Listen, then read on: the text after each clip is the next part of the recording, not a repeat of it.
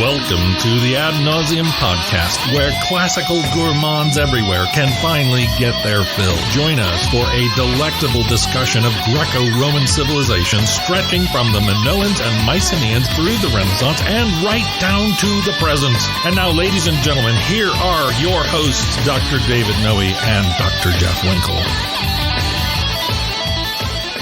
Welcome, listeners, to episode 96 of the Navseam podcast. My name is Dr. Jeff Winkle, and I am here, as always, in the vomitorium across the table from my good friend and co-host, Dr. David Noe. How you feeling? I am a podcasting professional. Really? Yes. You sound very determined. That's right. And prepared. No. Oh, not Determined, yes. Yes. Prepared, no. This is how you fight through. And, you get to the goal. You turn the goalpost, the meta, and you bring it home. Oh, that's very fitting for what we're talking Thank about you. today. Yeah. So I'm doing okay. You're doing okay. I'm dealing with the stresses. I'm flexing like an old rubber band that you find in the tool drawer, something like that. How about you? I'm feeling all right. Yeah. Okay. Coming off a long morning and afternoon of teaching, but I'm feeling good. Always feels good to be down here. Dressed semi-formal for you? For me. Not any rips in the jeans? No, not today. Not today. Yeah. So because you were teaching, I was filling young minds with all kinds of classical information. Yep. Yes. Talking. It was all mythology today. Excellent. Yeah. Of the Greek kind, or was there some Norse thrown in? Yeah, we were doing some Homer. I was spitting out hexameters. Yeah. I was you laying were it shucking, down. you were jiving, you were bopping, you were bipping. Yeah, always fun to talk about that kind of stuff. Yep. So speaking of talking about that kind of stuff, yes, what are we talking about today? Well, do we have a shout out today? No shout out. No shout out. No, people don't want to be recognized for their long years of toil in the trenches. What's the problem? I don't know. Okay. They just want us to get right to the maybe that's what it is. The material. They just say we don't want to bother with that. We can't wait to get to it. Yeah. So what are we talking about today? We're doing our second look at book 5 of Aeneid. Yep. So hopefully we can cover the second half of this. And so more games, more contests, more prizes. Okay. More fire. Right. More destruction. Do you have a working title? I was hoping maybe you'd share with the audience the working title for this episode, so that when we reveal the real title, who says this isn't going to be the real one? Right. All right. So maybe the co-host, they will ooh and ah when they see Winkle really pulled it out, gave this thing a great moniker. Okay, you put a lot of pressure on me right now. Of course, that's what I do. Well, it was difficult looking at what I wanted to cover, what we want to cover today, of trying to find something that encapsulates all of it. Yes. So I came up with Games and Flames. Games and Flames. Yeah. Here's another also ran. It's about Aeneas, and it's games. We could call it the Olympics. That's terrible, isn't it? Terrible. That and Games and Flames are in the same category. Exactly. So now that we're the pressure. Now we have this on tape. We have to. That's right. We The have to pressure rise is above. on. I have no idea. Okay. Well, we have a little bit of time. All right. When I got to say, what's doubly makes it doubly difficult is that I wasn't crazy about this half of the book. No? I like the way it ended. I like the drama and we'll talk about that stuff. But I was, as I was reading through it this morning, I was wrestling with, there's got to be more here than just these games. Where's the symbolism? What about the ship burning? Well, I'm talking about the athletic contest. What about the foreshadowing? Well, maybe it's there, maybe it's not. I was falling into that trap of what we were talking last time. A lot of people see this as fluff, as filler, and I need you to convince me that I'm wrong about this. So now you're the bad cop. I guess so. Usually you're the good cop, I know. The optimistic one, the shot glass half full. All right, and maybe we'll see things as we go through this, but I was looking, okay, where's this going? What does this mean? What is this pointing to? Maybe see things that aren't really there. Yeah, well, you're going to have to redeem, I think, a lot of this for me. All right, but we have an opening quote, correct? Yes. Shall I read it? Yes, this is from G. Karl Galinsky. Yep. The AJP, right? The American Journal of Philology, if I'm not mistaken. 1968, long before either of us, debuted in this world. That's right. And what does the author say? Well, it's from talk about mediocre titles. This is from an article called Aeneid 5 and the Aeneid. You don't like fully descriptive titles? Well, I mean, that should come after the colon, right? That's true. Aeneid 5 and the Aeneid. Right. I'm not feeling great about G. Karl. Okay, but I thought this was an interesting quote, and most of it isn't even from G. Karl. So he writes, the fact that Vergil makes Aeneas land in Sicily twice, which I think we commented on that last time. Yeah, you didn't like it. I didn't like it. Has often been criticized as awkward. For this still influential opinion, It may suffice to quote the remarks of H. Nettleship. No, that I like. Yeah, H. Nettleship. Nettleship. That's right. It's almost Harry Potter-ing. Right, and I wonder what the H stands for. Or the G before G. Carl. Well, I think the H is for Horatius. Horatius Nettleship. Oh, that's a name. That is a name. That's like someone who, went down in the Civil War. Right, exactly. Oh, I like that. And Nettleship writes, it is difficult to suppose that so awkward a combination as this can have entered into the original plan of the Aeneid. So he says, there's no way, Vergil, this was not in the final outlines. That is so arrogant, It is, frankly. isn't it? Yeah, I mean, the great, probably, other than Homer, the greatest poet ever. Right. And maybe the most famous epic, maybe even eclipsing the Homeric epics. And he has the gall to say, this wasn't Vergil's original plan. Well, I mean, it does speak to that issue, which we haven't really covered, is to what degree is the epic unfinished? Right. Right. So maybe we can give Horatius a break here. Okay. All right. Going on. As things now stand, it might occur to the reader that the fifth book of the Aeneid would naturally have followed the third, as the sixth might naturally have followed the fourth. Vergil had not, probably at the time of his death, harmonized the Sicilian and Carthaginian episodes in a manner satisfactory to himself. I don't know. I'm not buying that. It's so easy to play, Monday morning armchair poet. Right. Right? Yeah. I just don't buy it. Yeah, exactly. This is coming off very arrogant. Okay, right? but Galinsky continues, Yes, right? he does. Yes, a closer look, however, at the descriptions of the Trojans' two arrivals in Sicily suggests that they were carefully designed to contrast with and thus to complement each other. So he's pulling it away from Nettleship. That's right. No. Let's go this way. In Book 3, by virtue of the efforts of Palinurus, the Trojans are able to avoid the dangers of Scylla and Charybdis. Vergil here follows his Odyssean model, with one important exception. Anchises, and not Aeneas, who is the counterpart of Odysseus, remembers the earlier prophecy about these monstra. According to a pattern of landing which R.B. Lloyd has so perceptively analyzed for Book 3, the Trojans then land in Sicily, Fessi, and also Ignari. Okay, yeah, exhausted and ignorant. Right. So Galinsky pushes back and says, no, there's a frame here. There's a purpose for linking these two episodes. Right? The Trojans learned something. They've changed from one stop in Sicily to the next one. Okay. Right. So I'm in favor of that. I am in favor of it too. Right. I'm still kind of hedging about the ultimate purpose of Book 5. Right. But the two stops in Italy thing doesn't really bother me all that much anymore. No. So what are we going to give the listener today? What are they going to receive if they put in the hard time, the blood, sweat, and tears of listening to this podcast? We're going to come to some kind of conclusion of the place and purpose of Book 5. Okay. And I think I'd like to come to some kind of conclusion that is it filler, or is this part of the grand, wonderful, united, harmonized plan of this great poet? Yes, of this genius. I'm going to tend, here I'll tip my hand, I'm going to tend to the latter explanation. Yes? Even before considering the evidence. Well, in terms of giving Vergil the benefit of the doubt. Exactly. Yeah. Okay. Because in a time when everyone is contrarian in terms of tearing down the great artistic accomplishments of the past, yes, I want to err on the other side. And so maybe that leads me to a little bit of occasional interpretive blindness, right? I my prejudice is it's great just because it's old. Yeah. No, I gotcha. Not entirely accurate, right? But it's a reaction to it's terrible because it's old, right? Which prevails so much in discussion of these things. Very well said. Even the observation that the purpose of this book is to be a lull before the next storm. I find that persuasive and perfectly acceptable. Yes. Right. That works as a device on its own terms. Right. That doesn't make it fluff. Exactly. Right. So after the montage, where the hero gets into excellent shape, you don't go immediately into the action. Right. There is a little bit of a lull where he's down at the coffee shop or something, and then the action breaks in unexpectedly. Exactly. You don't move from the montage to the climactic battle scene immediately. Right. So it never happens. You don't see Rocky punching the slabs of beef in the butcher shop, and then next shot he's in the ring with Dolph. Right. I'm glad you brought that up. Oh, really? Yes, because unbeknownst to you, I queued up a little theme music. You did? Yes, that we're going to deal with when we get to Dares and Entellus. Oh, I think I know what is it.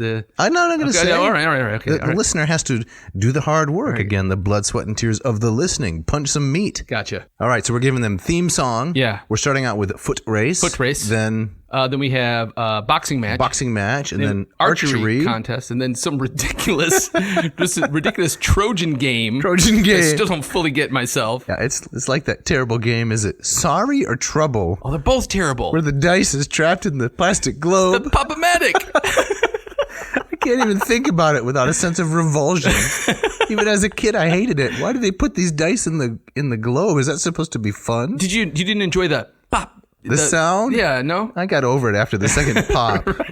Gotcha, right. So you're equating Trouble, the board game, to these Trojan games. Oh, sorry. I can't ever keep them straight. They're both horrible. They're both terrible games. I think it was the tendency in those days to name games after, emotions? Right, exactly. Trouble, sorry. Sorry you have to play this game. What happened to Racco? Exactly. No, that's the classic. That's a game you can sink your teeth into. Exactly. We're getting ahead of things now. All right. So and then after Racco, after Trouble, archery, after the Trojan Games, whatever it is. Then we got ship burning, and then an unexpected and grim death. Yes, exactly. Our friend Palinurus. Right. See how I brought it back down to the the macabre. It did in the dulcet low tones. Thank you. Yes. So last week we covered the ship race, right? And we got to get to these other events. Yes. And I'm hoping we can find something. I'm hoping we can find something more than just the lull, a necessary lull before the action. I want something kind of deeper. I want something that shows me that Vergil has kind of connected a number of dots that might not be just ultra apparent on the surface. Yes, we're going to find that. Okay, for sure. Let's do it. And I think we should start with some reading of the Latin. Yes. As the foot race commences. What do you think? Let's do it. Okay, so this is line number 286. Okay. 286, and it goes like this. Hoc pius Aeneas miso certamina tendit, gradramine in campumquem collibus undique curvis, kingebant silvae mediaquin vala teatri, Circus erdrat quose multis cum milibus herdros, conse su medium tulit extructoque resedit. Hic qui forte volent rapido contender recursu invitat perdiis animos et praemi opponent. We're almost to the names of the individuals here. And an unfinished line. Undique conveni untel crimix tique secani nisus et el realus primi. Unfinished line, number 294. So one of it's a handful, right? Jeff. What? Usually after that you say something like, what? Very nicely done. Oh, I'm so used to it. Come on. Sorry. Very nicely done, Dave. Thank you for noticing. I was too distracted by the unfinished line.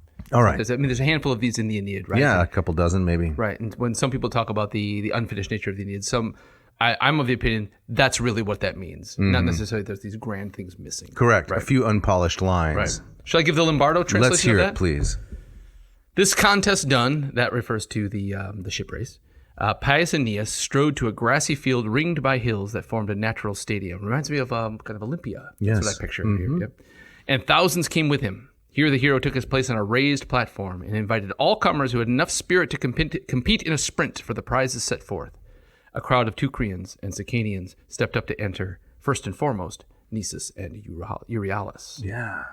And that's the unfinished line. That's right. First and foremost, primi, first among the pack. Mm-hmm. So now we have the competitors. Now there are a number of other competitors mentioned, right? There is this individual Salius, right? I think who's mentioned. Yes. There's a Helymus and Panopes, and we get the names of some other runners.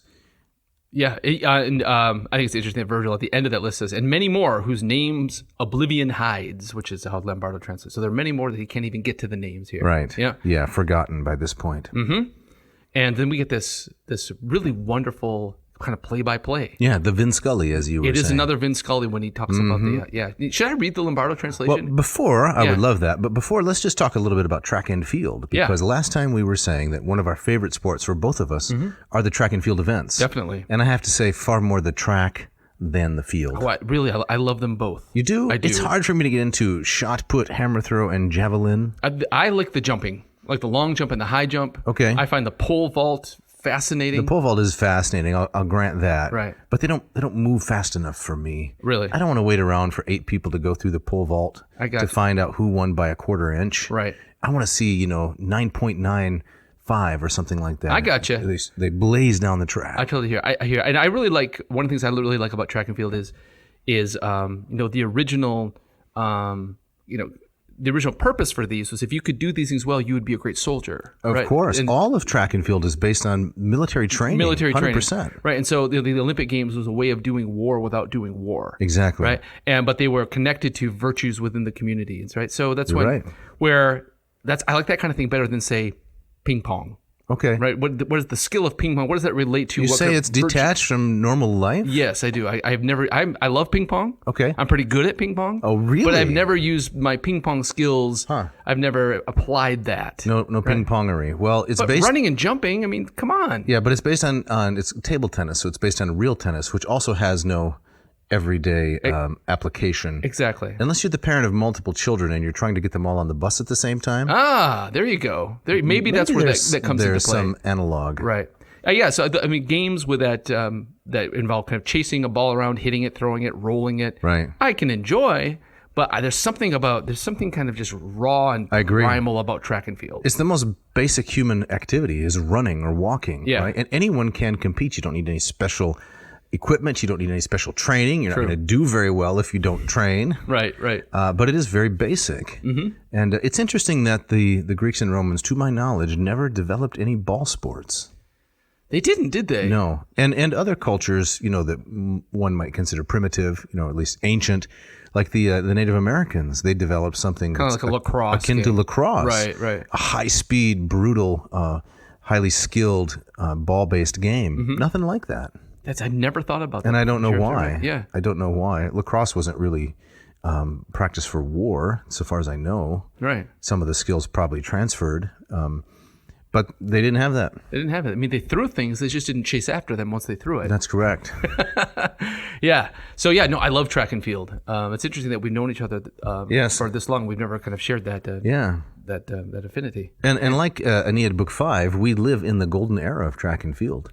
In our lifetime, we have had Usain Bolt and Florence Griffith Joyner, Flojo, and now Shelly Ann Fraser Price, this Jamaican woman who is just unbelievable how dominant she is in that sport. Yeah, it's incredible. Yeah, it is. It's amazing. I think I prefer sports that are measured in distance and time. Then totals. Then like a referee or a judge, which becomes the subjectiveness makes me like go a little bit Despite the fact that you like baseball so much. I do like baseball a lot, right? But I think my favorite sport to watch is track and field. Mm-hmm. We may be getting a little far afield here. We might. So let's bring this back around. But unlike the competition with Nisus and Euryalus, the competitions that we've mentioned, they mostly have happy outcomes. There's a loser, there's a winner, but someone is a champion. This has a grim element. This does. A grim and ugly undercurrent. Right. And I think that's when we talk about maybe foreshadowing tragedy to come. Maybe that's where this fits in. Right. So can I read a little bit of the Kresak, the Len Kresak translation? Yep.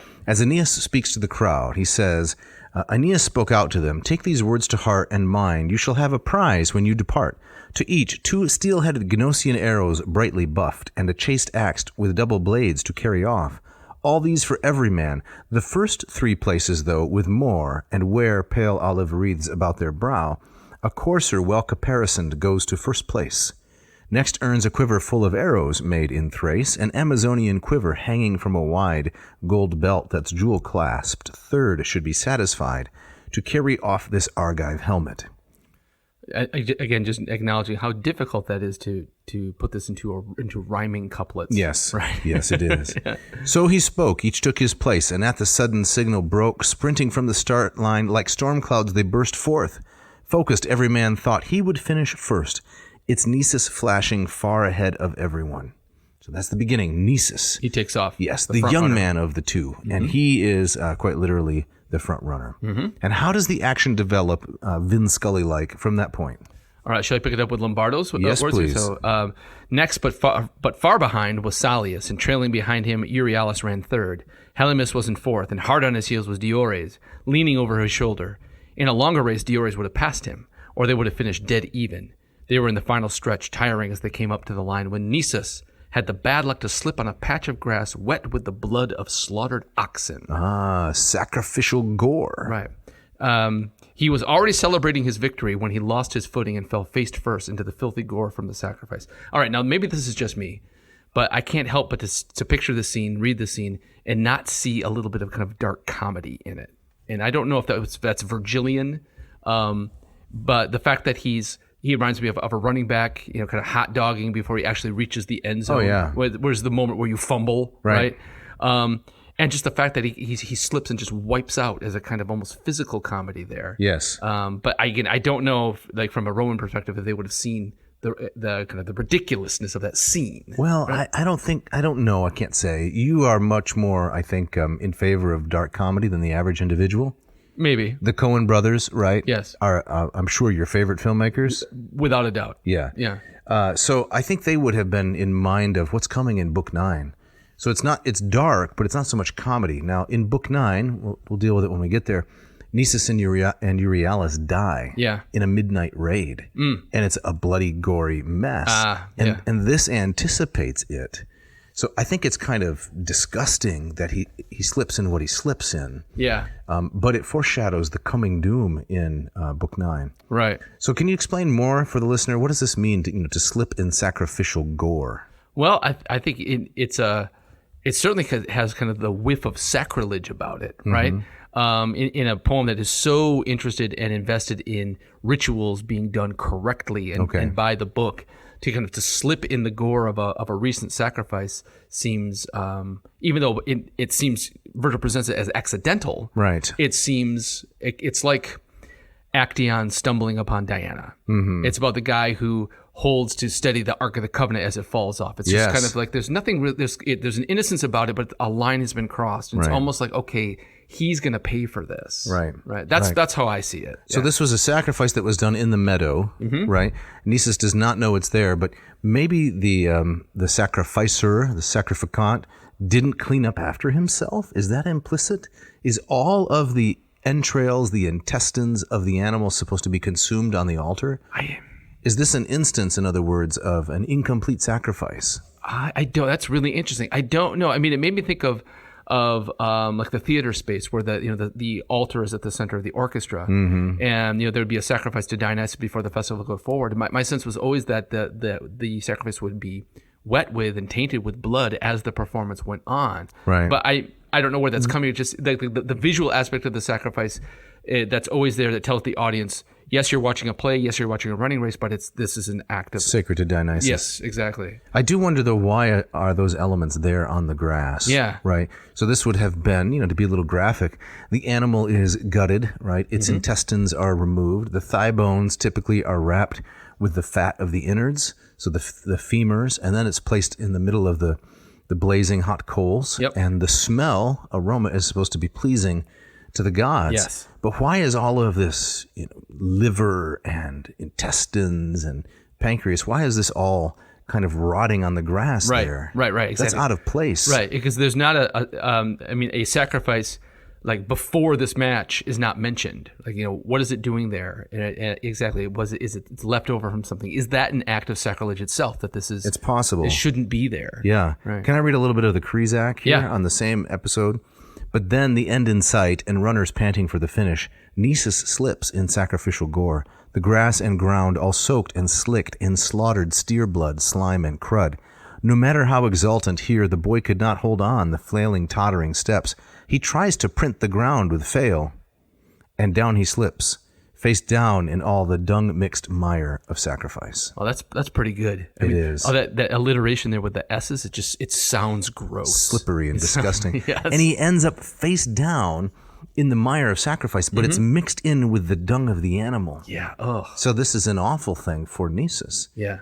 And what happens next? The emergence of friendship, right? Right. And so even in that, as Lombardo translates, but he did not forget Euryalus or his love for the boy. He slid through the slime into the path of Salius and knocked him head over heels onto the hard-packed sand. So he takes another runner out, right, in the hopes that his friend will win. That's correct. And I was mistaken earlier, if the listener is listening carefully, which of course they are. I said that Nisus was the younger one. No, Euryalus is the younger one. Nisus is the elder, right? Right. He rose from where he lay, and smack in Salius's way he threw himself. And what happened to Salius? Well, Salius goes down, and then Euryalus shot ahead, and thanks to his friend, flew on to victory to the sound of applause. Right. So it's cheating. It's cheating. Is it? Well, I don't know. I mean, I think the like if I think of the Olympic Games. Yes, I was just thinking there the were same lots thing. of these fighting events where it's basically no holds barred, right? Right.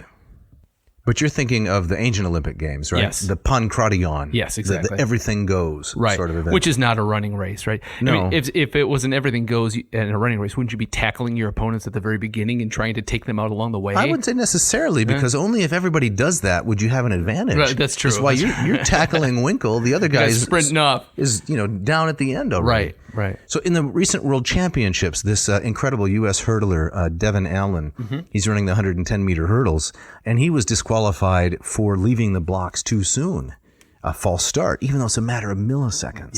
Yeah, wow. But this is a different kind of cheating, right? Nisus sticks his leg out to trip up Salius so Euryalus can win. So is Nisus doing something noble? We commend him for that? I guess, I mean, in terms of doing something for his friend, Right. I guess that's admirable. Yeah. But in terms of kind of maybe the rules of the game, he's a cheater. Yeah. Right? Well, I suppose. I don't know if there were any rules given by Aeneas. No, and then when it turns out that everybody seems to get a trophy anyway. Right. It lowers the stakes a little bit. It does. Okay. Right. So, Salius, the guy who gets tripped, Right. he cries bloody murder and says, "Hey, come on, he can't do that. I need a prize." And so Right. Aeneas, who just wants Aeneas is kind of a people pleaser.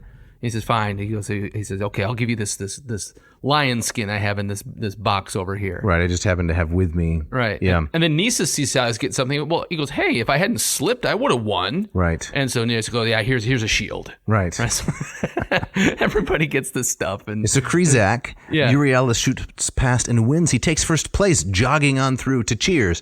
That's got to make Salius angry, right? Oh, yeah. He's loafing. He pulled up at the end. yeah, right, exactly. Like you in the Chicago Marathon, Oh, yeah. right? I was pulling up at about mile 16. Then Salius comes up roaring, railing, fills the theater's assembly, dins the front row elders. Where's his prize? Yeah. That Nisus' cheating stunt has stolen. Most back Euryalus, his manly grace and tears show finely in his form and handsome face. Diores backs him loudly, too, for having come in third. He knows he'll lose his accidental palm if Salius has the highest prize bestowed on him. Exactly. So let's remind ourselves of the prize. Correct. The gold medal is a horse. Okay. Silver medal is a quiver of Thracian arrows. Right. And third prize is a helmet. Isn't there any cauldron that's never been torched on the stove? What? Whose bottom we don't have to scrub with that scouring pad? Oh, what are you talking about? I'm talking about the prizes for the regatta. Did you already forget that? Completely. There's so many prizes in this book, Dave. I can't Okay. keep them straight. All right. Right. So Diores says, I'm going home with that helmet. Yeah, and I'm happy that Nisus stuck his leg out and tripped up Salius, because otherwise I'm not in third place. Yeah, exactly. Okay. Yep. And what does Salius get? Salius gets a lion skin. Yeah, a Gaetulian cat's pelt. Where's that? Where's Gaetulia? Where's Gaetulia? Well, you have to ask me that. What do I look like? The I don't answer know. guy? I don't know. We don't have to look it up. It's a someplace minute. where you'd find lions. Okay, so I'll look it up. Turns out it's in the Sahara by the Atlas Mountains. Okay. Did you find lions there? There is a kind of Barbary lion. Okay. It's extinct now, but it was smaller than the large African lion. That's what you usually think of. Yeah, I'm not looking this up. This is legit. So right.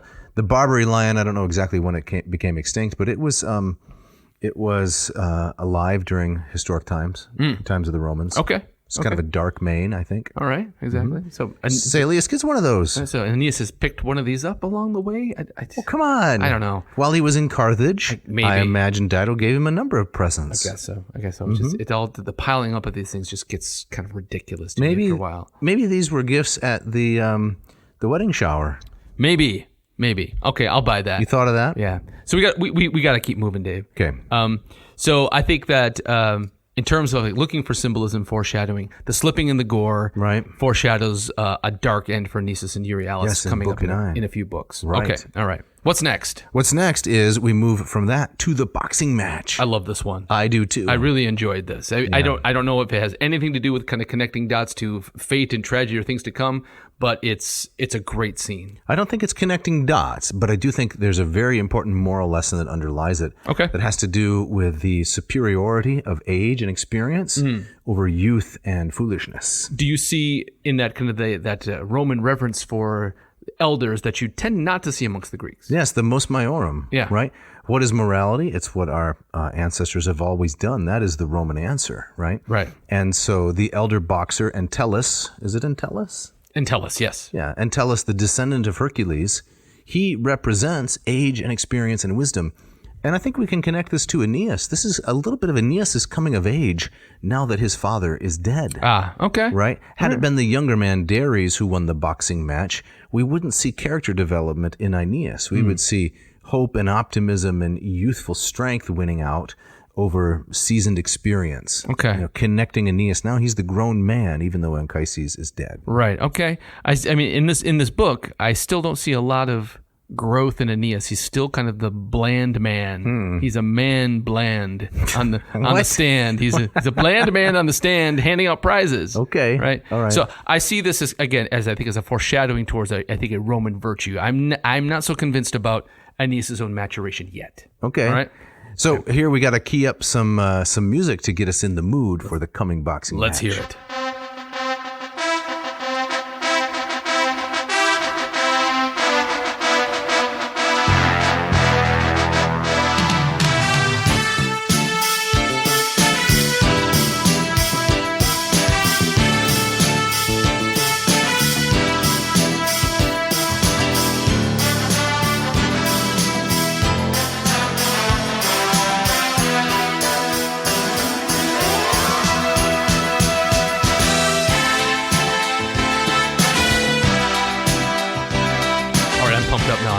The steps of the Philadelphia Art Museum. Yeah, and you want to drink some glasses of raw eggs, don't you? And punch some butcher meat. Yeah, yes. and shout for your vaguely Italian affianced or wife. There you go. Yeah, there we go. Right. You had to do that. That's some great 70s music there, don't you think? Man. You can even feel a little bit of that disco swing in it too, you right? can. Yeah, right. So if you're sitting still to that, I think you're made of stone. Right, with your fish trapped in your shoes, your disco shoes. Exactly. Yeah, in the platforms. So let's set it up then. We've got two incredible boxers. All right, but first it seems like there's only going to be one. Okay. Because Dares steps out. He's the clear favorite. Vergil tells us that back at Hector's funeral games, he beat the pulp out of somebody and left him to die. Right. And so he comes out, and I love this detail. He's out there flexing. He's shadow boxing. He's doing it up for the crowd. Right. So he's like Muhammad Ali, right? Very much he's so. a showman. Yes. Right. Yeah. Exactly. Are you a fan of boxing? I'm not. No, really? I never really got into it. Okay. I like it. I like sports. I like kind of the drama sorts of reading about sports, but like watching a boxing match is never. No, it doesn't do it for you. No. Okay. And so he's out there. He's popping his pecs, and the crowd's going crazy. Right. And nobody wants to step up. Yeah. Right. And I think that the prize here is like an ox with gilded horns. That's correct. And Vergil says that at one point Dares just puts his hand on the horn and says, "Hey, listen, if nobody's going to challenge me, I'm walking home with my prize." That's right. And the gilding, right, is very interesting because the gold has to be liquefied. It takes incredible heat. You got to get the horns of the animal in that somehow. Yeah. Which is difficult, I would imagine. I have never thought about what the process for gilding horns would be, but man, you can't anesthetize the animal. There's nothing like that, right? Right. I don't know. I don't think you can apply it with something because I think it would become harden so rapidly, right? It would return to a solid instead of a liquid. You can't dip it like a soft serve cone into the hard shell chocolate. But you have to do that with the steer and his horns, right? And of course, it has to be a full grown steer, right? Because otherwise, the horns are going to change shape, so it's going to be very challenging. This sounds like something I would never want to do. Well, there's probably a reality TV show coming out pretty soon, Gild that horn? Gild that horn, right. There's a reality TV show for glass blowing. No, there's not. I kid you not. Was it competitive glass Competitive glass blowing. I can't remember the name of it, thankfully. I've never watched a full episode, but it's true. Wow. Yeah. So why not? So why not for Gild that horn? Gild that horn, right. Mm-hmm. So, but finally, Entellus is the... Entellus. Right, so Acestes... So can you tell us about Entellus? Oh, so the scene shifts to the crowd where Acestes, who's kind of the host of the Trojans here in Sicily, and he turns to old Entellus and says, "Listen, why don't you step up? You were a great boxer back in the day. Right. Why not you?" And Entellus says he's hesitant because he says, "Look, I'm old, I'm slow," but then he kind of pep talks himself and says, "Hey, listen, but you know what?" He goes, don't even try to allure me with these prizes because I would do it for the glory of it. Plain glory. I don't need no stinking prizes. That's man. right. It's Acestes who goads him into it. Yep. Actually, trusty Acestes. Can I read a little bit of the Slezak there? Yeah. Did I say Slezak? You did Slezak. Ooh, sorry. You meant Krezak. I meant Krezak. Yes. That's a land of the lost. That's right. The Slezak. Reference there. At this, Acestes castigates Entellus, who sat by him on a green and grassy couch. Once you were bravest of all heroes, though in vain, and yet, Entellus, you'll allow a prize like this to get away without a fight? Now, where's immortal Eryx, once your famous master? What of your heroics, known through all Trinacria, your spoils suspended in your house? And the response? And as Lombardo puts it, Entellus says, "It's not that my love of glory has given way to fear, but I'm old and slow and don't have any juice. I'm all worn out. If I had the youth that gives this rascal his confidence, if I had my youth back, I wouldn't need any prize. No prettied up bull to take me to fight. I don't care about prizes." And by that time, he's kind of convinced himself to do it. Right. So then what he does is he takes these boxing gloves that Eryx used to have. They have their own name. Right. Yes. And he throws I mean their own story, their own backstory. Right. These famous boxing gloves. He's got old man strength. Old man strength. Is what Entellus has. Yeah.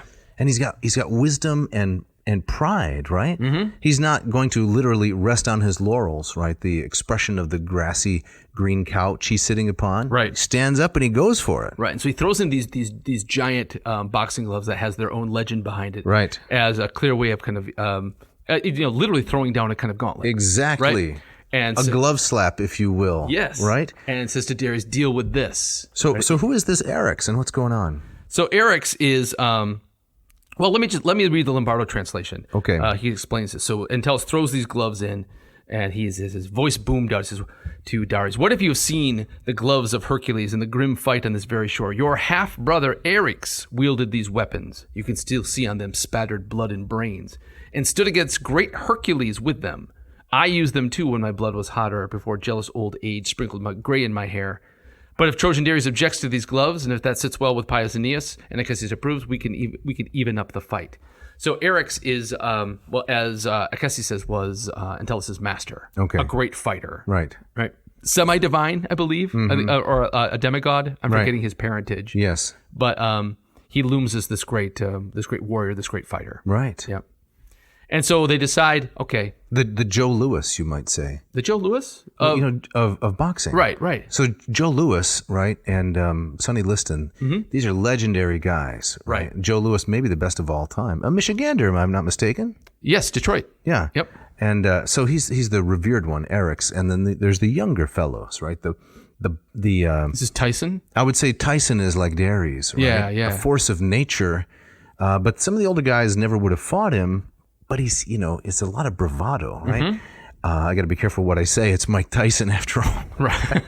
If you listen to some of his interviews, he says, I'm Attila the Hun. I'm Alexander the Great. He's got this long list of classical references and historical references, Yeah. I don't know if he really knows a lot about these individuals. He's an educated man. But there's just tremendous bravado. This is Darius, right? Right. And then Entellus steps forward. Yes. And says, we'll do it without gloves? We'll do it. He said, we'll even it up. So they both I think a pair of gloves for each of them that are very similar are brought out for both men.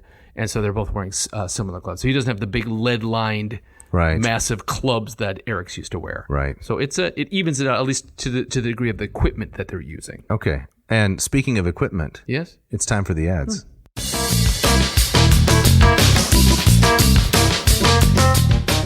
This episode of Ad Nauseam is brought to you by the Moss Method for learning Greek. Dave, tell us about the Moss Method.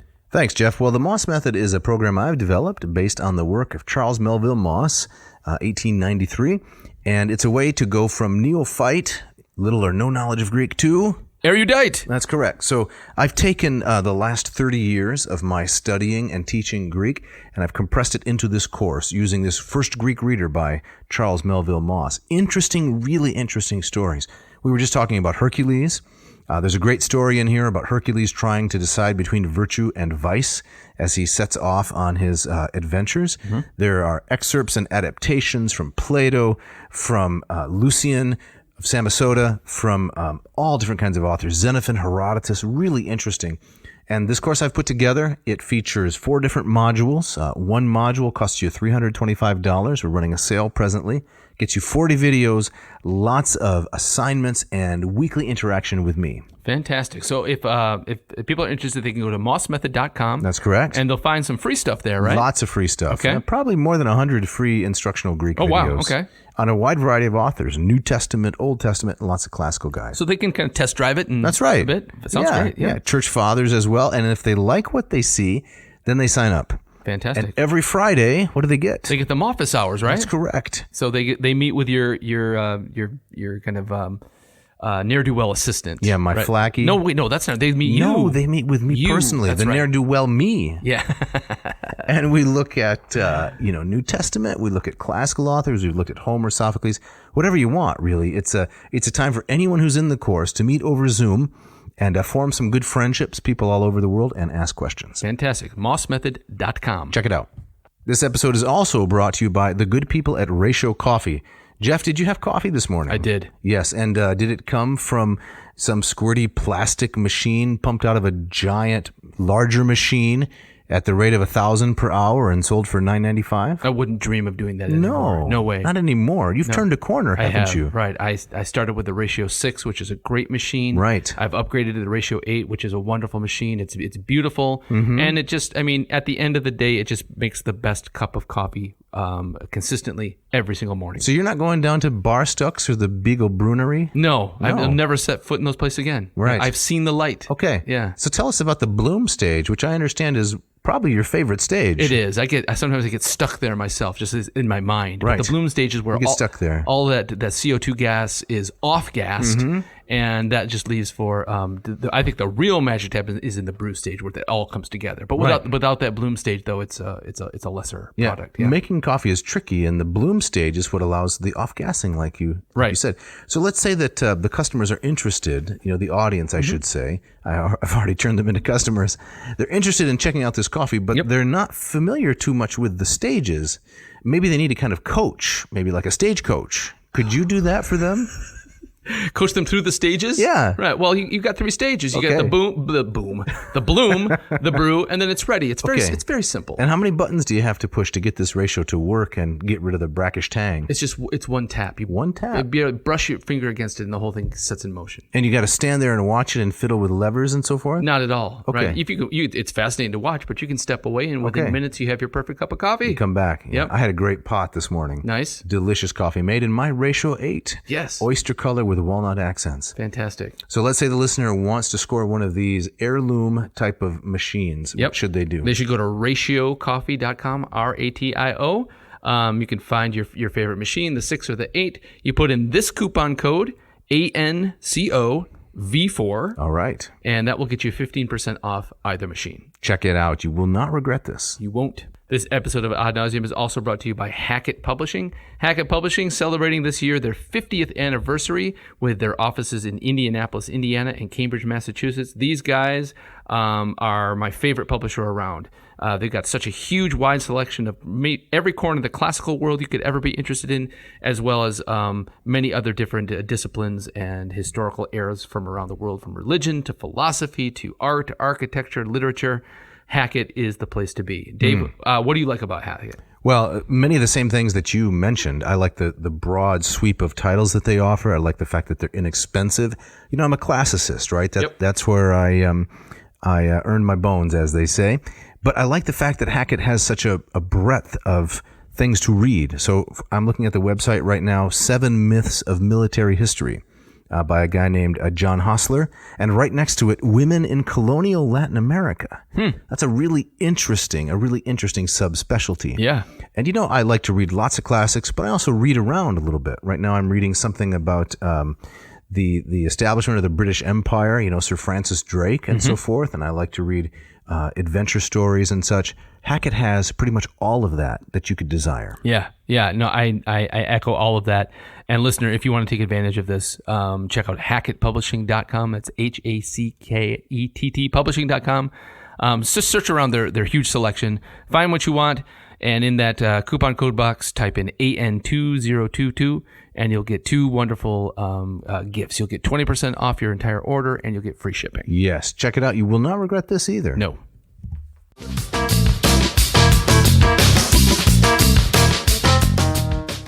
Okay, Jeff, as we resume the action here, we are right in the thick of the fight, aren't we? Right. And so in this boxing match, it plays out like any great sports movie. Yes. It's kind of a come-from-behind victory. Yes. So Entellus, he is old and he's slow, and Vergil describes him as a heavyweight out there. He's got a longer reach, but he's kind of holding back, and Darius is just flailing. Right. So I'm imagining a kind of like a Tyson versus a Muhammad Ali. Some much taller, larger individual. Right. Exactly. And it reminds me of, Ali had the strategy, the rope-a-dope strategy, where he could take all these punches and it wouldn't affect him that much, and he just let the other guy tire himself out. That's right. And then you just come at them like an atom bomb. Yeah. Fly like a woodpecker, sting like a mosquito. That his? That's exactly what he said. Okay. Yeah. Then father-like, Anchises' son, I'm reading from Kresak, found equal boxing gloves for both and tied them on. Quickly, those dreadnought fighters balanced on their toes and put their fists up high, prepared for deadly blows. Dodging each punch, they keep their heads aloft, back far, while hand to hand, they mix it up and start to spar. Relying on his youth, one dances round, dissembling. That's Darius. The other, bulking, massive, strong, is slowed by trembling knees. His big frame shakes, he gasps and pants in pain. Right, so it looks like it seems to be clear the way this fight is going. It's curtains for Entellus. Yes, youth is going to get it in the end. Right. They launch 100 hasty blows, but all in vain. Rib cages rumble, chests drum down the punches rain. As fists go flickering around their ears and brows in bunches, hard rights rattle both their solid jaws. Yeah, that's good. You ever been in a fist fight? In elementary school. Yeah. But not really since then. No. Neither have I. Apparently to get punched in the face by another individual, to be really punched solidly in the face by bare knuckles. Yeah. That's apparently a really shocking experience. Yes. And I'm glad to say it's never happened to me. Me either, right? Mm-hmm. No.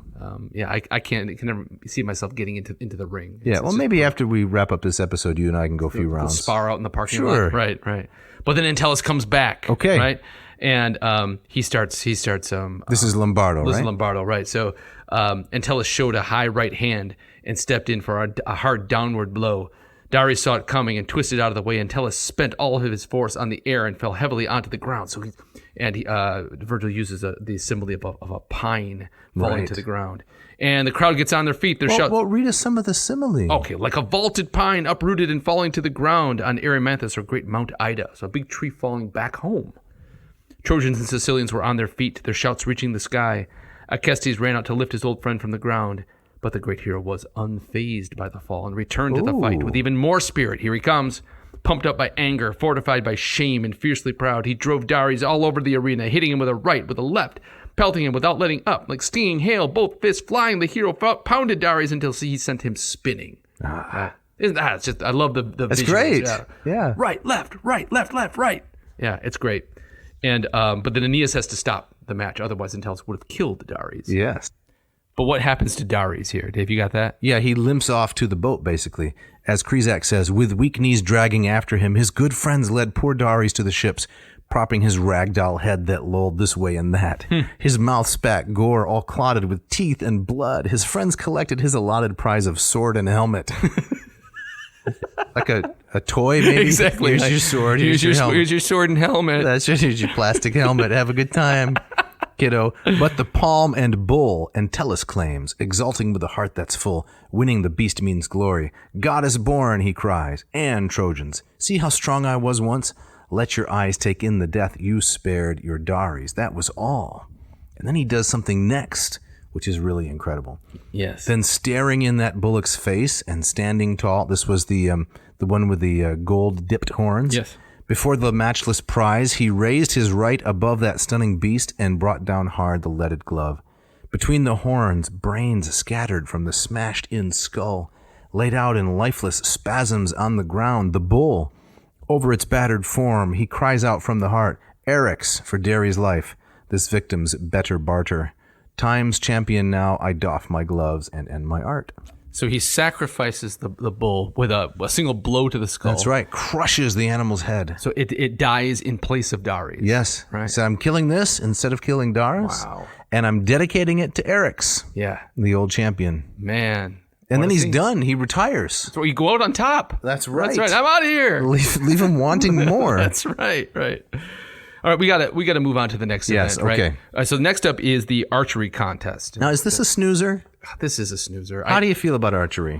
I don't mind archery. I find like skill with a bow. I find that kind of fascinating. It is fascinating. I just found this kind of a strange episode. Right. It didn't.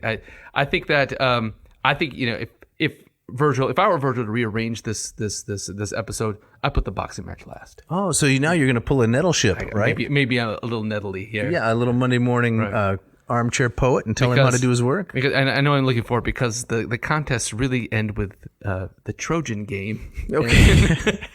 We can go through this kind of quickly, but I would like to point out that I once had the honor of teaching Latin to a world-class archeress. You did? Yes, a woman named Jennifer Nichols. I believe she's from the state of Wyoming. Mm-hmm. At one point, she was sixth in the world in archery. Really? And she was temporarily my Latin student. Wow. And I'm just so thrilled by that because, I admire that kind of athletic excellence. It takes so much dedication and focus and strength. So I don't know if she is still a competitive archer, but at one time she was legit. Wow. Was she an Olympian? Or Yes. Oh, yeah. She was on the Olympic team. Fantastic. She had the duffel bag and everything. Wow. And I got to teach her some Latin. That's really cool. That was exciting for me. I basked in that reflected glory. Right. No, I am a great admirer of that skill as well. This scene, however, I don't know. It's anticlimactic after what we've just read. Okay. Can you give us just a few highlights, maybe from... Could we liven it up by reading some Latin? Would that make it a little more exciting? Give us a little bit, sure. Well, since you're so enthusiastic about it, Jeff, I'll read a couple of lines of Latin. Okay. This is 485. Protunus Aeneas celeric retardus agita, invitatque fortuvalent et praemia dicit, ingentique menu malum de navas erdresti, erigidet volucrem trajectin funa columbam. Very nicely done. Thank you. Now let me give you Lombardo's translation of that. He translates, Aeneas now announced the archery contest, invited all comers and listed the prizes. He set up a mast from Serestus' ship, holding it in one great hand, and tied a dove to a cord suspended from its top. This was their target. The contestants gathered and threw their names into a bronze helmet. And then we get the list of names of the people who including Menestheus, the guy who won the ship race. Catalog poetry, right? Yeah. I thought that was kind of interesting. So the target is he's got a mast. Right. You got a cord tied to a dove, and the dove's kind of flying around at the top of the mast. You got to shoot this moving target. Yes. Yeah. It's got to be a very light cord, right? Yeah. It can't be very long because the dove is not a large bird. Mm-hmm. Couldn't drag this cord around. Right. Moving target. Very difficult. Very difficult. Right. You do any shooting sports? I had a grandfather who I'd shot skeet with. Okay. And I always thought that was a lot of fun. It is fun. Those clay pigeons. Yes. Right. Great fun. Mm-hmm. Great fun. Never did much bow shooting. No. How about you? I did some bow shooting when I was young. I had a recurve. Right. I've never was a successful hunter with it. But I did a fair amount of archery practice shooting. Enjoyed it a lot. Damaged a lot of hay bales. Oh, I bet you did. So they take turns firing at this thing. Let's see, and Eurydion, one of the contestants, he's the one who shoots the dove, and it falls to the ground. And so you would think, okay, he's the clear winner, contest over. But what happens next? Well, what happens next is the surprise, and that is Acestes, right? Mm-hmm. And so he shoots an arrow into the air, and it bursts into flame. And there's no logical reason for this thing to burst into flame. So it's clearly a divine omen. Right. I think Vergil even says that it's a mystic portent in days to come, as Lombardo translates it. But that also kind of puzzles of what? What is this? I mean, does this? I can't think of where this comes back. Comes into play later on? Yeah. And I thought maybe could it be, in a dark way, kind of foreshadowing the burning of the ships that comes a few lines later? I think it's that Acestes is going to become a famous Sicilian and the founder of that town, Egesta. Is that that's the best I can come up with. Maybe a more learned listener, more learned in Vergiliana, can tell us. Right. But Aeneas feels compelled that even though Eurydion shot the bird, because of this omen, Acestes should get the first prize. And Eurydion agrees. He says, that's fine. He backs off. So this is how Chrysac takes it. He hugged Acestes full of joy, this is Aeneas, then filled his arms with gifts. Take these. Olympus's king has willed you special honors, father, as this sign has shown, and you shall have such prizes for your very own. as venerable Anchises once possessed, a bowl bestowed on him by the Thracian Chryseis, the whole work chased with figures. Thankfully for you, it doesn't go into an elaborate description of what those figures are, because we know you don't like the ekphrasis. I like a good ekphrasis, but I mean, it's, enough is enough already. All right. As a pledge of amity and fit memento from his friend. Gotcha. So Acestes gets a bowl with a chaste edge. A chaste edge. Mm-hmm. Yeah. Okay. Like you put Cheerios in there, maybe popcorn, right? Ice cream on a Saturday evening. An all-purpose chaste bowl. That's right. Yeah. Okay. And then what comes next? This to me, this is the big anticlimax. It's the Trojan Game. It's a parade. It's not a competition, right? No. It's a lot of strutting about in armor and riding on horseback. Yeah, it's not sorry, it's not trouble, it's not life. What game is this? It's not even the ungame. It's the Trojan Game. Right. It's like, oh, I know what game it is. It's apples to apples. You Never know, the game played that. It's the game that you can't lose and you can't win. Oh, I hate those kinds of games. That's what this is. I want a game with a clear winner. Yeah. Who's carried around the room on people's shoulders, and a clear loser. Exactly. Right? Who is jeered and laughed at. That's right. And sulks away to his ship with his ragdoll head like exactly Ares. right. So what we end here with kind of, again, everybody wins because nobody loses kind of martial display, right? I think it's the point of it is to get Iulus back into the action. I think so. Right. He's going to feature pretty prominently at the end of this book. It's true. Mm-hmm. Yep. But we see Iulus in armor and on horseback. He's riding a horse. Vergil tells us that Dido gave to him. Now let's clarify this because the audience may not be familiar with this character, Iulus. Yeah. Well, Iulus is Aeneas' son. It's Ascanius. Ascanius. Who's going to undergo a name change and allow him then to be the great ancestor of Julius. Right. You see how they sounded similar? Iulus, Julius. I hear it. You got it? I got it. So Chrysac, Aeneas tells the crowding throng to heed his orders. Stand back, clear the field, and let the boys ride in. Their well-squared ranks gleam in their father's eyes as bridles shine. Trinacrians and Trojans hummed approval as they passed, hair crowned with garlands trimmed correctly. Each boy bears an iron-fitted spear of cornel. That's a kind of mountain cherry, I understand. Okay. Some sling polished quivers. Others wear a golden torque high up around their collars where it wraps its pliant, twisted rings. Nicely done, Mr. Chrysac. Yeah, but I'm not impressed by the scene. You like a good parade? I'm not a huge parade guy. You like little parades? I like, if they're chucking candy in my direction, I'll pick it up. Yeah. But I don't need, the marching bands and the politicians. And maybe I'm the only one who feels this way, but I feel as though parades are a relic of a bygone era. Oh. When there wasn't much on Netflix, right? So people pour out into the street to watch other people walk by. Yeah. I don't find it entertaining. I know, I don't either. There's some comedian who has a bit about, enjoying a parade by starting at the end and running against the parade. It's like you're fast forwarding the parade. That I could get into. Right. Yeah. So no, I'm not a huge fan of the parade. So, but this is it's a mock battle. They do some kind of jousting. But I think the point is you were mentioning kind of Aeneas kind of coming of age after kind of, as they're celebrating the funeral of his father. I think Iulus too. We see him in military gear for the first time. Right. And I think it makes the reader ask, well, okay, how old is this kid? He's also got to kind of carry the mantle of his father now. 12, 13-ish. That's it? He seems much younger when the story begins. He seems like a toddler, really. Because he's on Dido's lap. Yes. Right? And so that I was trying to picture, this some kind of like a first grader on a horse. Right? No. No, okay. But he's the son of a hero and the grandson of a goddess. So the typical kinds of chronology and biology don't apply. So he hit his growth spurt fairly early. Well, I'm just saying we're asking questions of the epic that the poet doesn't really care about. We don't need. Yeah, we shouldn't ask them. No. Yeah. So what happens next when they trot out here on their ponies? Well, I mean, there's so much trotting and ponying. Come on, Jeff. I want to talk about this. Can I read a little bit of the Chrysac? Okay, all right. please. 3 mounted groups formed out of double quarry all rode in. Their troops behind 3 captains, each resplendent in detached formations. I'm sure they were resplendent.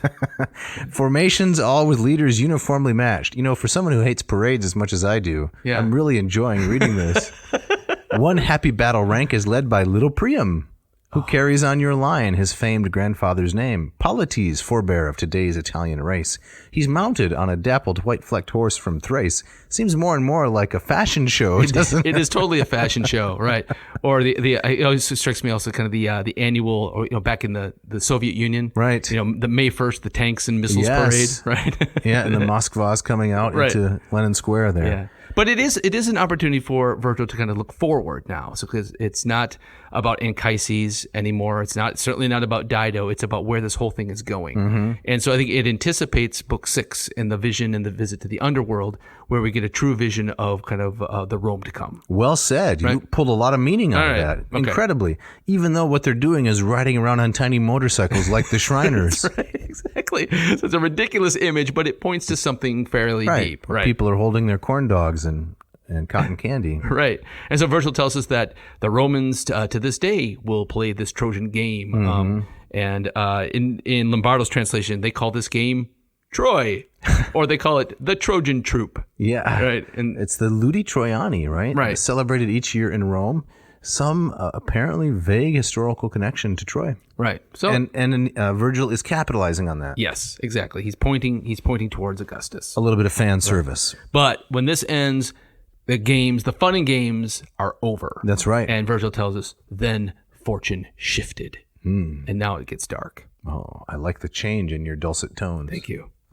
So now the next big set piece. Yep. Juno conspires to burn the ships of the Trojans and trap them in Sicily. Anything to keep them from Italy, the boot of Italy, I should say. That's right. Yep. Even though she knows it's fated that Aeneas will win in victory, she's going to try to interfere with fate and stop the ladies in their El Camino so that it doesn't roll on. That's right. So even if the fate comes true, we're going to make it as painful as possible. Exactly. So what's her plan? So she sends Iris down, the goddess of the rainbow, who's kind of your feminine counterpart to Mercury, right? Okay. And she disguises herself as an old woman, Beroe, and she starts telling the old women there, says, we're just going to pack up and move again? When is this ever going to end? Right. Why can't we just build the city here? What's wrong with this? Aeneas is taking us in. Let's stop here. And to make sure that we stop here, let's burn all the ships. I think there's a little bit of gender-based comedy here. You think so? Yes, I do, because there is a type, of the guy who really, really wants to make it far on the trip. Right, we're leaving at 6 a.m. Yeah, and we're not stopping until we get past Nashville. Maybe we'll even make it to Atlanta. No bathroom breaks. No bathroom breaks. Yeah. We're just gonna what's the big hurry? Well, we got to get there. We got to make good time. Making good time. Yes. Right. And sometimes the wife, the mom, is saying, "Well, can we stop for lunch? Yeah, the kids need to stretch their legs. Can't they run around the rest area? No, we gotta go. We're making good time. That's right. So this is a familiar trope, isn't it? It is. Yeah, and it's playing on maybe some of the not entirely unbased. See how I qualified that? I hear it. Some of the not entirely unbased gender stereotypes of men wanting to accomplish things, even if they're trivial things, right? And women caring more about people's feelings and needs. Okay. Stereotype. Yeah. No, I see that here. So are you seeing a kind of dark comedy in this, or just kind of... Yes, I am. Okay, all right. A little bit, right? So the appeal that Juno makes to the women through Beroe is one that, lands because there's some truth to it, right? What are they concerned about? They're off there with their sports and their athletics, and they're pounding each other with their, their boxing gloves and so forth. But meanwhile, the needs of the women and children are largely on the shelf. That's right. And Vergil's, I think, astute enough to see here's an opportunity to advance the plot and entertain the audience. Yeah, because it resonates. It's a great scene. Yes, it is. So a woman named Pyrgo, which is like fire gal, right? I think she's the flooring person, isn't she? The flooring person. Isn't that a brand of high quality laminate flooring? Pyrgo, install it yourself, right? So she sees through the disguise because she says, "I just saw Beroe 10 minutes ago. This is not her." Right. And then Iris reveals herself, and the women become terrified, and because it's a divine visitation. So they see this as kind of sanctioned, and they start getting fire everywhere they can find it, from cooking hearths, fireplaces to altars, and they start to torch the ships. Right. And this is what the men discover to their horror, that the fleet is on fire. Yeah. So I thought it was striking that the women do to their own ships what the Trojans could never do to the Greeks during the whole of the Trojan War. Yes. And so another historical resonance that I don't think we really have time to develop, but I think is significant, is that in that first Punic War, right, between Romans and Carthaginians, major naval defeat of the Romans at Jeponnam. Oh yeah, right off the coast of where this takes place. Oh my goodness. Something like 1,000 ships, 250 men on each, some enormous number of casualties. Yeah. And the Romans had to rebuild the entire navy from scratch, right? Which they did in something like 18 months. Wow. And thereupon defeated the Carthaginians. But this huge naval battle and the destruction of ships would have had a kind of suggestiveness for a Roman audience. Yeah, that's really interesting. Yeah, I do wish we had time to kind of explore that further, but we don't. We got to keep moving. That's right. So Aeneas prays to Jupiter. Jupiter sends a soaking rainstorm, which puts out the fires, and only a few ships were lost. And on the advice of his a guy named Nautes, he says, "Listen." To Aeneas, he says, "Let's leave the people who want to stay. Let's leave the infirm, the elderly, the weak behind. Acestes will take them in, and maybe leave as many behind as those lost ships would have held." Okay. And that's the compromise that's struck. Right. So while you were talking so eloquently, I double checked on some of my facts and figures for this battle I was describing. Yeah. And like many ancient historians, I grossly exaggerated the numbers. Oh no. Yeah. So it was 249. It was off Jeponnam, right? Modern day Trapani. But somewhere between 100 and 130 ships went down. 20,000 men killed or captured. Wow. Okay. Still a big number. That's huge. But it's not the numbers that I had originally. Right. Still very, very interesting. Yes. And I'm sure there's a lot more of those resonance too. I think so. That we've probably missed along the way too. Right, and that maybe even all individuals would miss because there's not enough information about the location. Yeah. Available today. Exactly. So what plays out next after Nautes says, "Leave in Sicily, as many as the destroyed ships would have carried." Right. And then the fire is doused, right? Mm-hmm. Because of piety on the part of our man Aeneas. Yes. And how does this play out? Exactly. Well, Jupiter puts the ships out. Right? Okay. And that's just Deus ex machina, pluvia ex machina, rain from the machine. It gets rain from the machine, right? That's a good band too. Right? Rain against the machine. There you go. And then he has a vision of his father. Okay. And Anchises shows up and basically tells him, it's very short, but he tells him, you need to come to the underworld. Okay. And he comes see me. He says, I'm not flitting around like Achilles in Book 11 of the Odyssey. I'm in Elysium. Right. And you need to come. The land of the blessed. You need to come and see this. Right. And you're gonna meet me again, but you're also gonna get to see where you're going, where all of this is going. Yes, a lot of important information for the completion of your adventure. Exactly. Your quest. Exactly. There's one little final detail though before we say goodbye to Book 5, which is and descend into the underworld of Book 6, and that is the much anticipated death of Palinurus. Right. So Palinurus is the helmsman. Correct. We see him at the beginning of this book. He's the guy that does the steering. Yep. Right. He's the one that got them safely to Sicily, but he's the sacrifice in the end here. So Dave, how does this play out? So as we were saying at the very beginning of the book, remember he's standing on the deck. They're leaving Sicily, and the storm is raging, and he says, "This doesn't look good. This doesn't bode well for what we're doing." They arrive safely in Sicily, and then at the very end of Book 5, basically he's tossed overboard because of a conspiracy of Neptune. Yes. All right, Dave, can you read the last 3 lines of the book? Yes, right. So this is 869 through 871. Multa gemens casu quanamum concussus amici, o nimium cae let pelago confisa sereno, nudus in igno ta palinurdra Jacobus harena. Very nice. Thank you. And Lombardo translates this as when Aeneas sensed the ship was drifting without its master, he steered it himself through the midnight waves, sick at heart, lamenting the loss of his friend. O Palinurus, you trusted the sea's calm too much, and now your corpse will lie naked on an unknown shore. Not very sad. So he's picked up and scooped and tossed into the ocean, his body lost unburied. Yep. So this very light, fluffy book ends on this very dark note. Yes, a very grim note. Right. Now, as we mentioned in a previous episode, Aeneas will meet his friend Palinurus in the underworld. Yeah. So it is an homage to Odysseus and Elpenor, but with some very significant differences, namely that his loss is discovered immediately. And I think that Aeneas has a lot more compassion and affection for this fellow than Odysseus has for Elpenor. Oh, without a doubt. Odysseus doesn't care about Elpenor. Not at all. Not at all. Barely knows the guy. Right. So here's where, for all of his blandness, his vanilla nature, Aeneas is a more appealing character. He is. He cares about others.